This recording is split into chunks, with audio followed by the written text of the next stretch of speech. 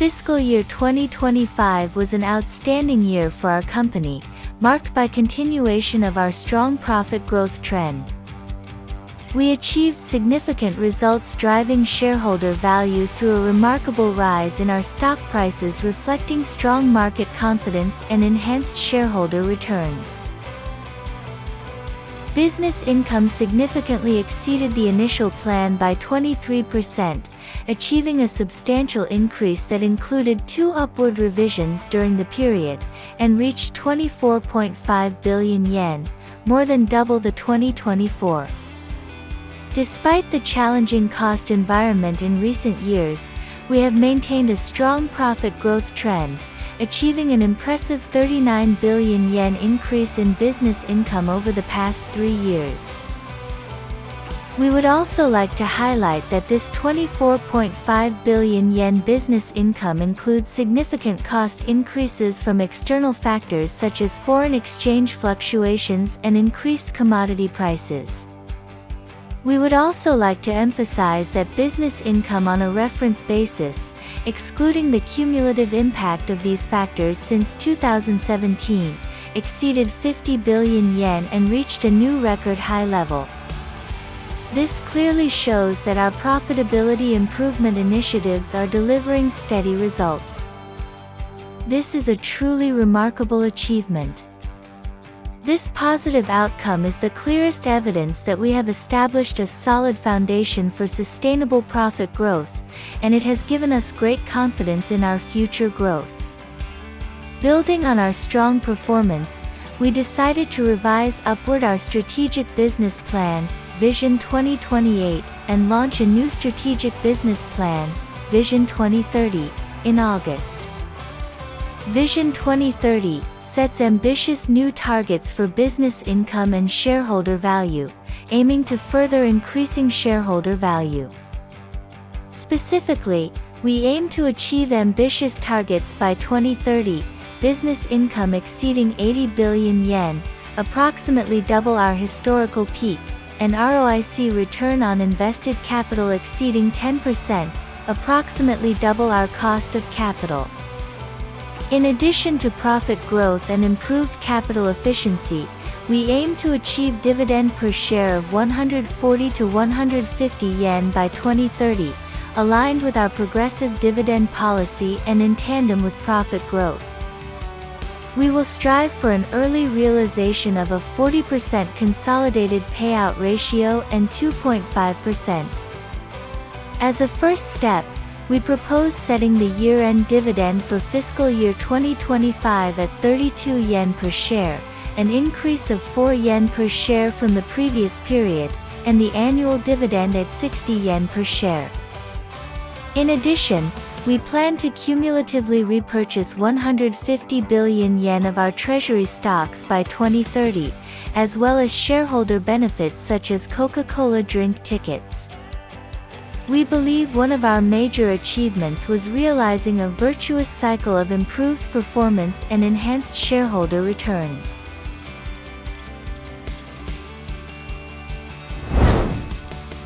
We have positioned fiscal year 2026, the first year of its midterm business plan, Vision 2030, as a year of significant advancement toward the achievement of ambitious mid to long-term targets. We will pursue initiatives aimed at enhancing competitiveness and improving profitability through top-line growth, while simultaneously strengthening our operational foundation and advancing cost reduction measures through transformation. In addition, we view this positive cycle where we have consistently improved performance and enhanced shareholder returns. Regarding dividends, based on our progressive dividend policy, we plan to increase dividends for the 3rd consecutive year.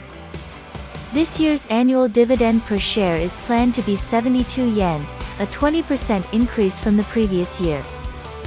Furthermore, the share buyback program of 30 billion yen, implemented for the 2nd consecutive year since last November, is progressing as planned and is scheduled to be completed by the end of October.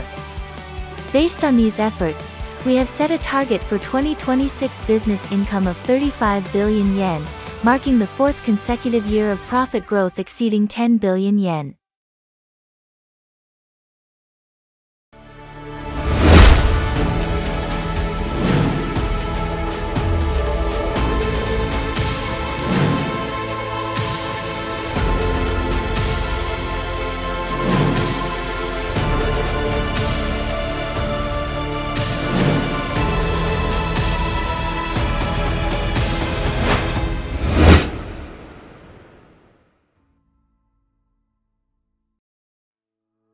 Now, let us introduce our initiatives for 2025 and our direction for 2026 in each business segment.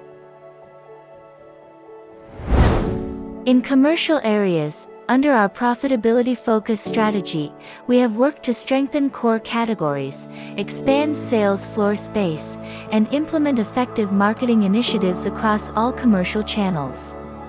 Despite challenging conditions, growth in the sparkling beverage category, led by Coca-Cola and Coca-Cola Zero, enabled us to outperform a declining market in terms of sales volume. In 2025, the category recorded the highest growth rate in the history of Coca-Cola Bottlers Japan Holdings. Furthermore, as major initiatives to improve profitability, we implemented price revisions for our products over 2 times, in May and October, while striving to maintain and improve our product shipment prices following the price revision. As a result, consolidated revenue reached 893.8 billion yen, an increase of 1.1 billion yen from fiscal year 2024. In 2026, we will concentrate on initiatives that enable profitable top-line growth. These include continued investment in core categories, commercial activities with a strong emphasis on profitability including pricing revisions, further transformation of the vending channel through the application of advanced technologies, and the enhancement of market execution capabilities through optimized product portfolios and marketing plans.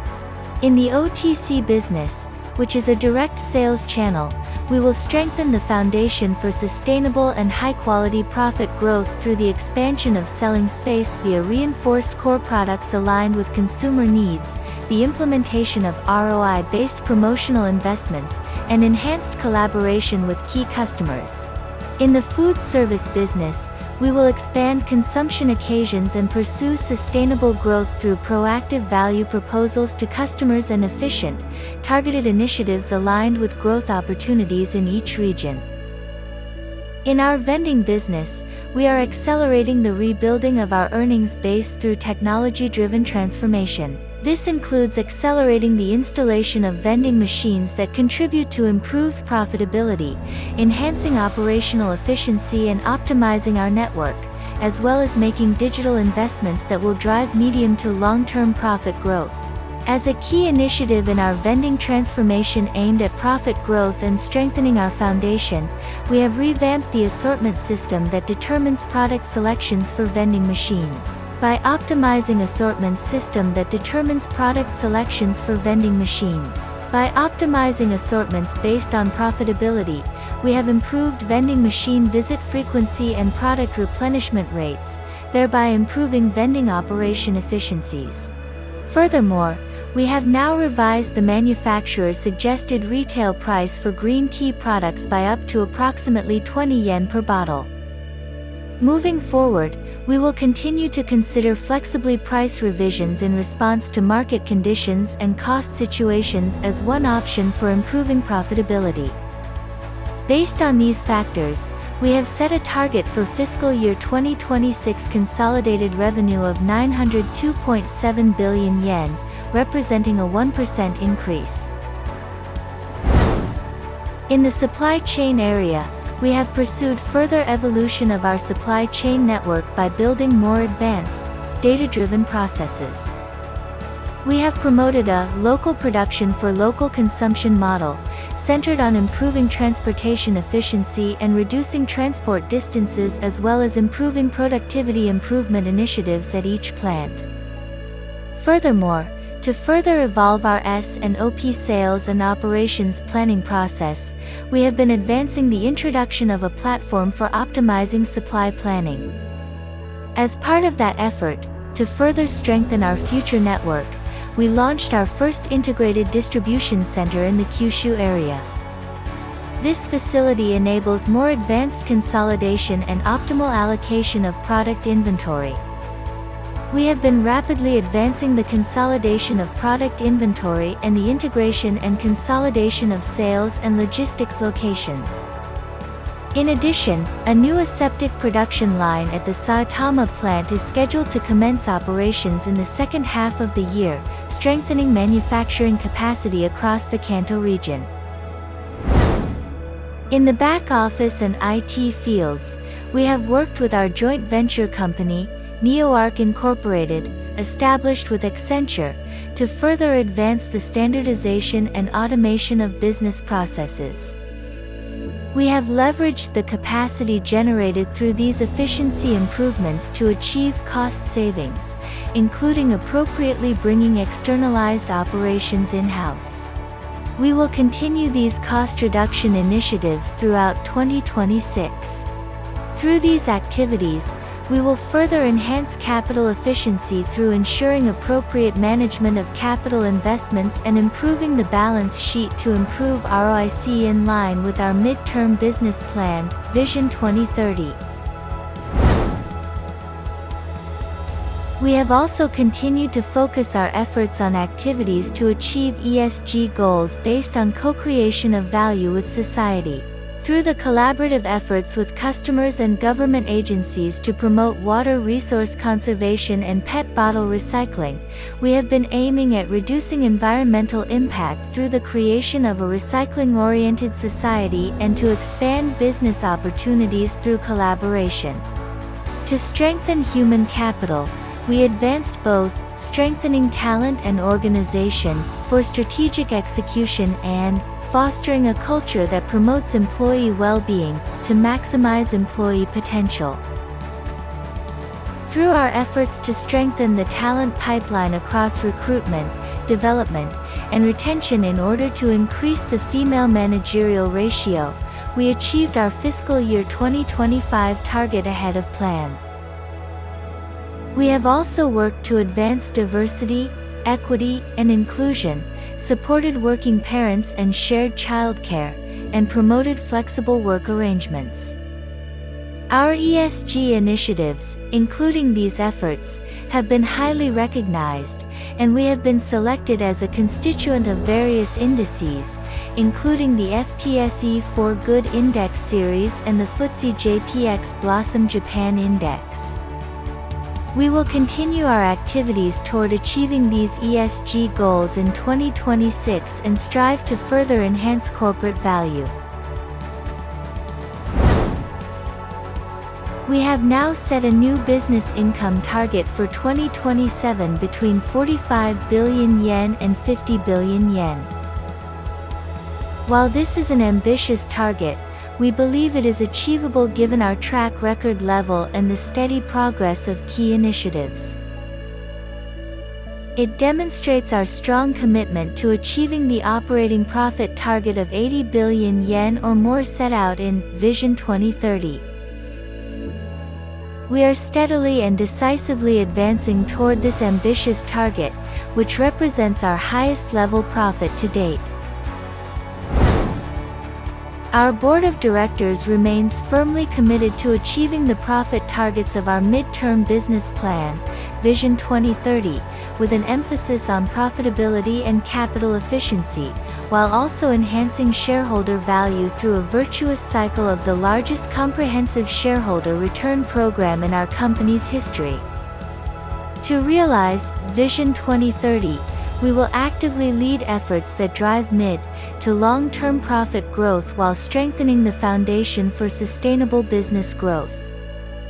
Our board, which is a monitoring-type board centered on outside directors, including a majority of independent outside directors, will strengthen its role and responsibility in driving the robust execution of business operations to achieve Vision 2030, while expanding the breadth of its skills. This advanced structure will evolve the board as a whole to make agile and effective decisions, even in today's rapidly evolving business environment. Furthermore, aiming to maximize shareholder value, we will actively enhance our potential and address challenges by incorporating feedback received through dialogue with our shareholders. The significant improvement in performance we have achieved thus far has given us great confidence as we move toward the next stage. And now, We have positioned these as the starting line for our next leap forward, moving forward with conviction and determination toward further growth and the further enhancement of shareholder value. This will be all for my explanation regarding the two items to be reported.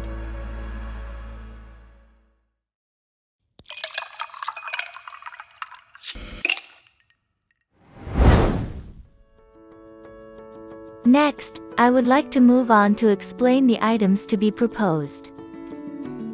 There are 3 proposals included in the agenda that are subject to be deliberated and resolved in this meeting. Please note that the details of these 3 proposals are fully described in the notice of the Ordinary General Meeting of Shareholders for the fiscal year ended December 31, 2025.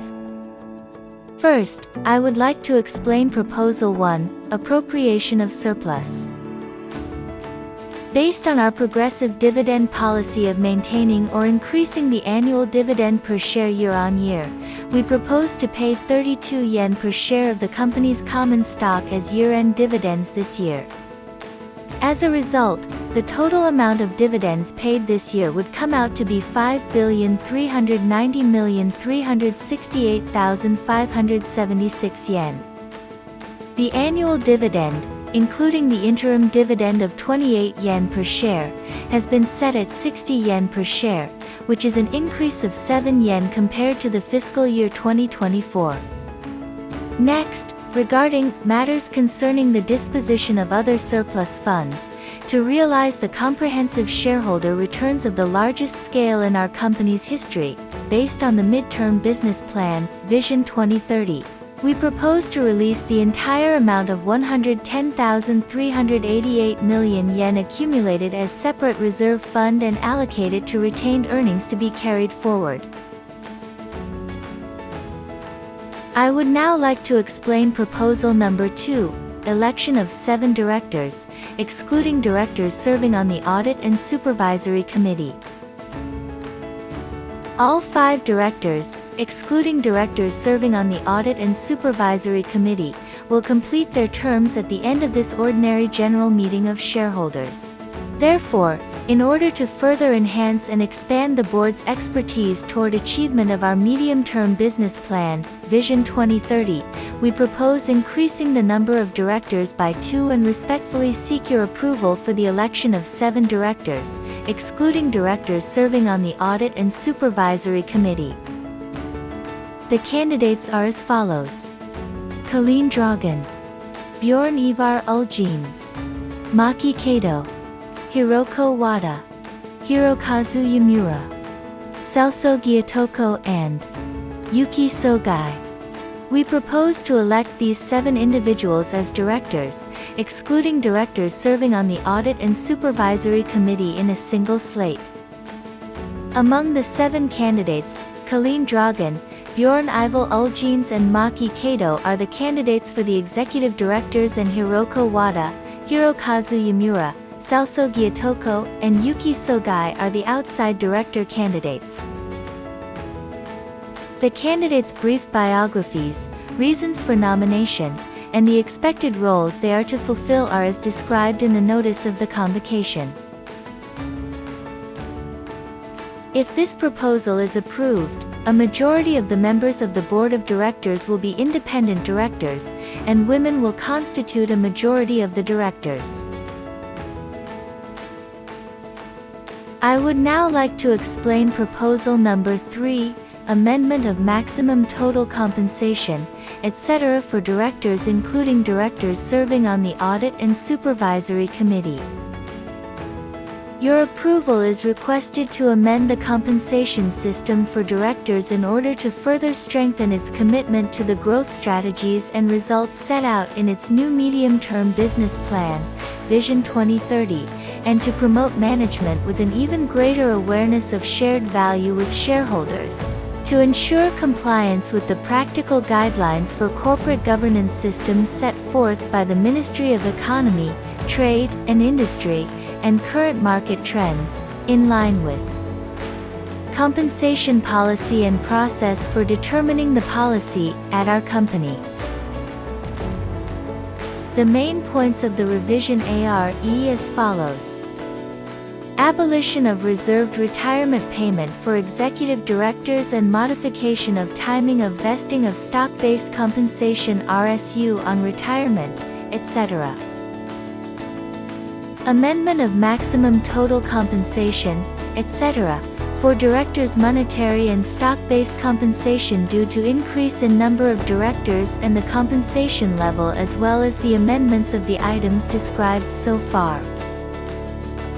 Amendment of calculation method for annual variable pay and stock-based compensation PSU. Expansion of recipients of stock-based compensation, in line with Practical Guidelines for Corporate Governance System, issued by Ministry of Economy, Trade, and Industry METI. More than 75% of incremental values in each type of compensation of executive directors are due to abolition of reserved retirement payment for executive directors and modification of the timing of vesting of stock-based compensation, RSU, upon retirement, etc. Furthermore, with regard to the specific timing and methods of payment of cash and shares to the eligible directors, including any adjustment amounts arising from changes to the timing of RSU grants, we would like to delegate such matters be delegated to the Board of Directors. Further details of this proposal, as well as the revised stock-based compensation plans, are as described on page 20 of the Notice of the Convocation. This is all for the explanation of the three proposals that constitute the agenda on the items to be resolved in this meeting.